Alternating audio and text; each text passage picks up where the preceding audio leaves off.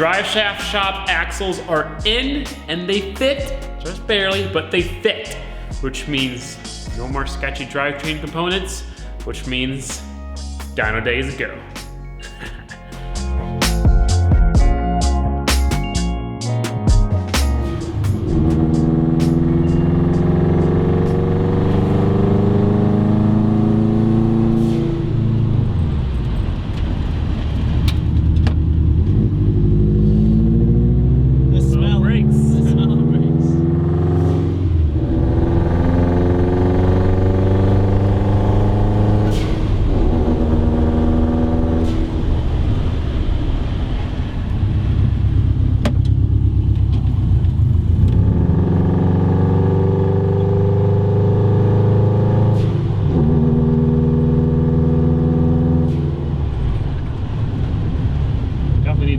The brakes need to be pushed to the back because the front brake's locked up there. Yeah, I think so. So you guys remember how Caleb was complaining about it being hot, like 80 degrees? Today it's 80 degrees. The first day I've worn shorts and the first day I've sweated.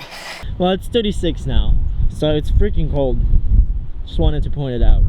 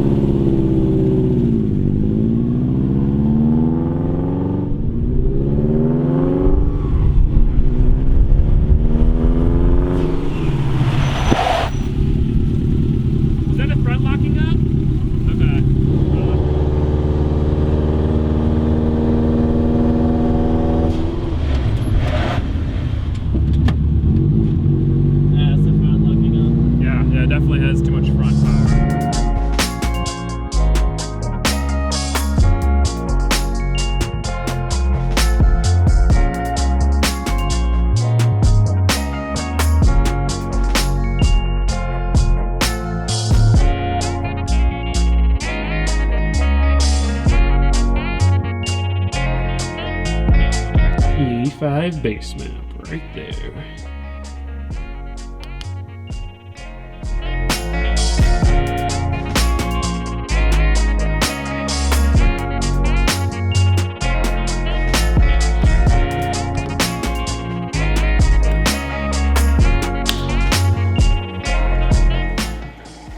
Glug, glug, glug.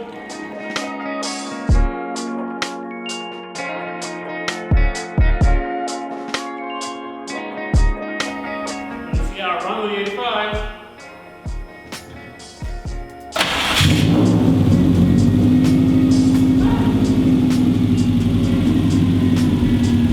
It runs fine.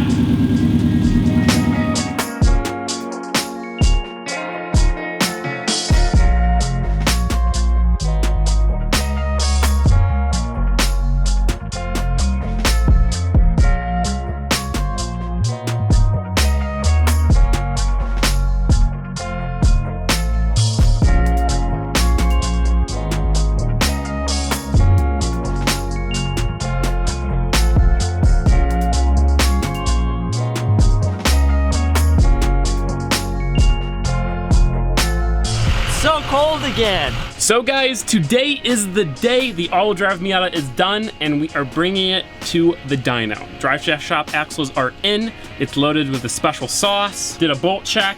I drove it as long as I possibly could. Everything felt good. We did some hard braking, some bedding into the brakes. Pasha just rolled his eyes at me. How dare you, Pasha? I appreciate the support in the comments, guys.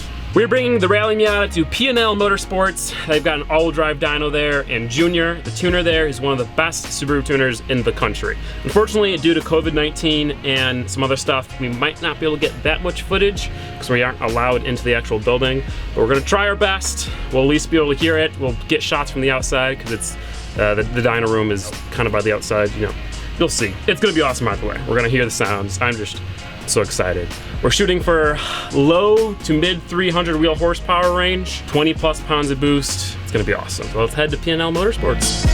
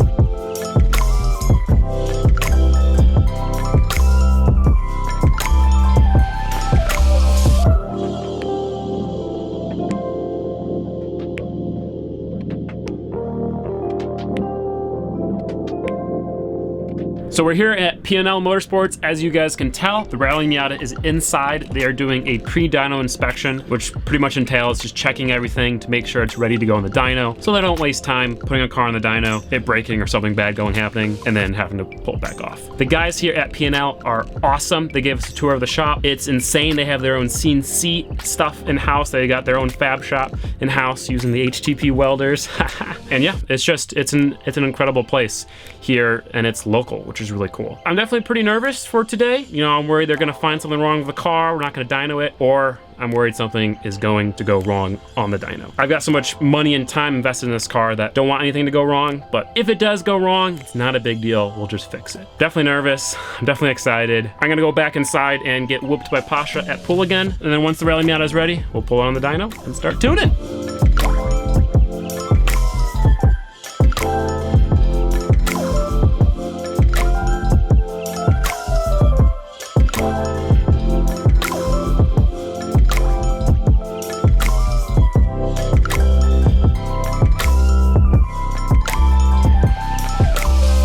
Cars on the dyno, they actually ended up having to shorten the dyno because the Miata had too short of a wheelbase.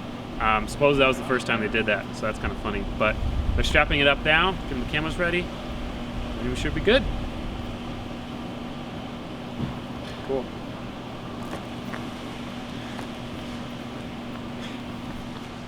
Why are you doing that?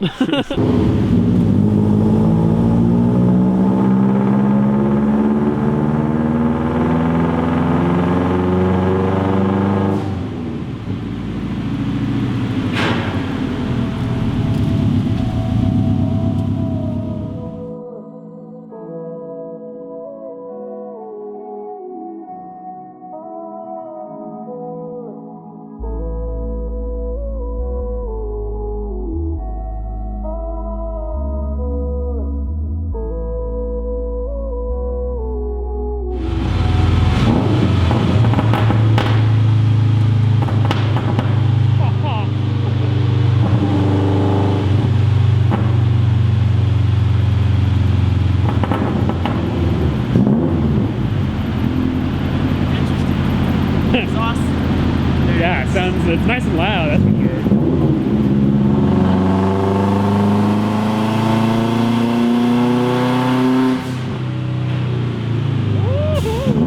I've got the wrong lens on, but I'm assuming he's tuning drivability and stuff. We're not to full throttle pulls quite yet, but it sounds awesome.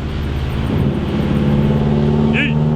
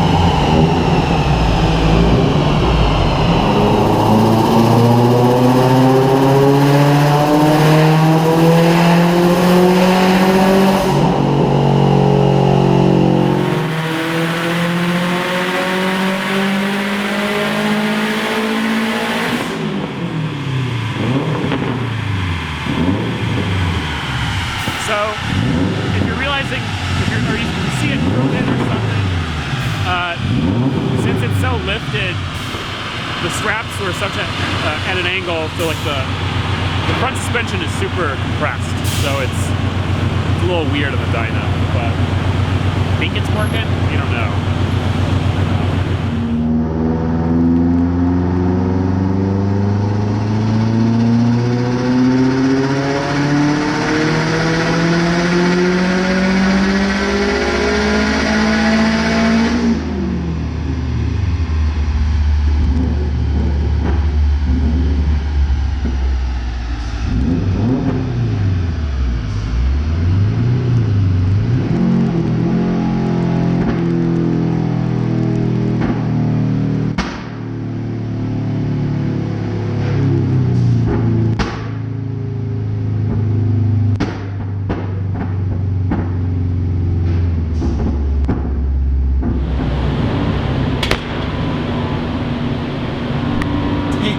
Yeah. A little more than expected.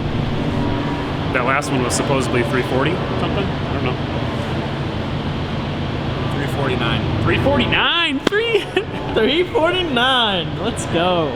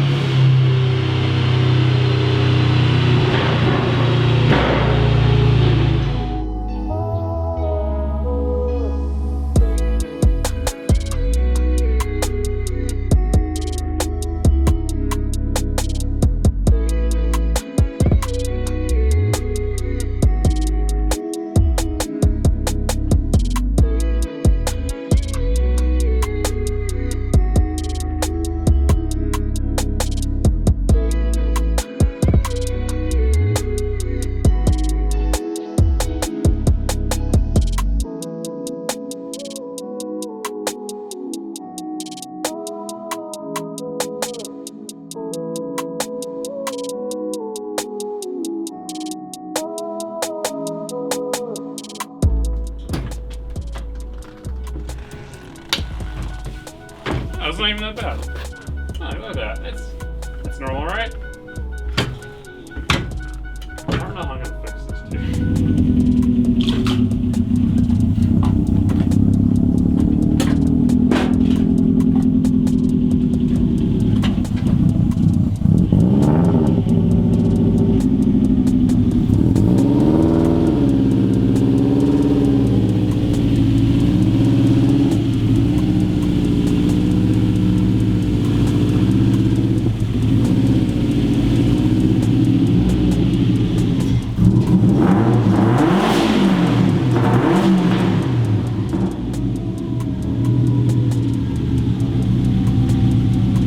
And with that, the all-wheel drive Miata is back at home. The dyno session went great. The final number that we were able to make was 357 wheel horsepower and 340 wheel torque. Technically it was 339, but 360, 340, those are crazy numbers for a hopefully sub 2,500 pound car that's all-wheel drive.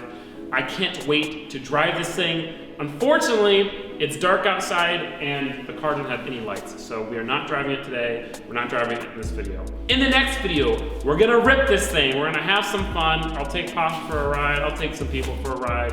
We're just gonna have some fun. Unfortunately, we can only do it on the street though, because it still doesn't have any lights. It doesn't have any brake lights. So. Of course, if you want to see that video right now, you can head over to Patreon and see it right now. I'm so incredibly happy with the way things went today. The dyno took 40 minutes. You know, once we got it strapped on, everything went smoothly. The car made great power, nothing broke. It's awesome. I don't think it was knocking, or I think it pretty much just did everything perfectly. There was one point where it was overheating because for some reason the fans weren't kicking on. So we'll investigate that tomorrow. Probably just blew a fuse or something, but either way, the last thing I'll say is thank you to all of you guys. This wouldn't have been possible without you. I mean that, you know, sincerely. The last 4 months have been just all-wheel drive Miata, and it's now time to enjoy it. So the next 4 months are gonna be even better. So thank you all. If you liked the video, please give it a like. If you didn't, give it a dislike. If you're new to the channel, please consider subscribing. I'll see you later. Peace out, and goodbye. There you go. Oh, and then the one other thing I wanted to talk about and address in this video was the bus. This is obviously one of the first times you've seen me tow Blunk.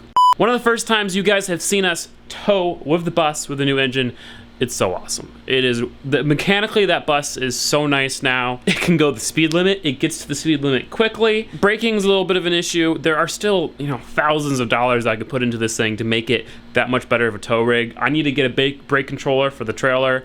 I would like to re-gear it, so on the highway, sitting at a lower RPM, so I'm not just guzzling fuel, because it's like 8 miles a gallon still. But as you saw at the end of this video, the door broke. One of the hinges on the door broke. So now that door is only being held by one hinge, and when you drive, it's really sketchy. If that thing falls off, especially if we're towing something, it could hit the car or hit somebody behind us. It'd be bad. So I think it's about time to fix that door. Don't know what we're gonna do. Maybe make a custom door. I don't know how I'm gonna get it to latch from both the inside and the outside. I don't know what I'm gonna do, but we have to figure it out, because no driving that bus until there's a door that doesn't fall off. That's all I wanted to say.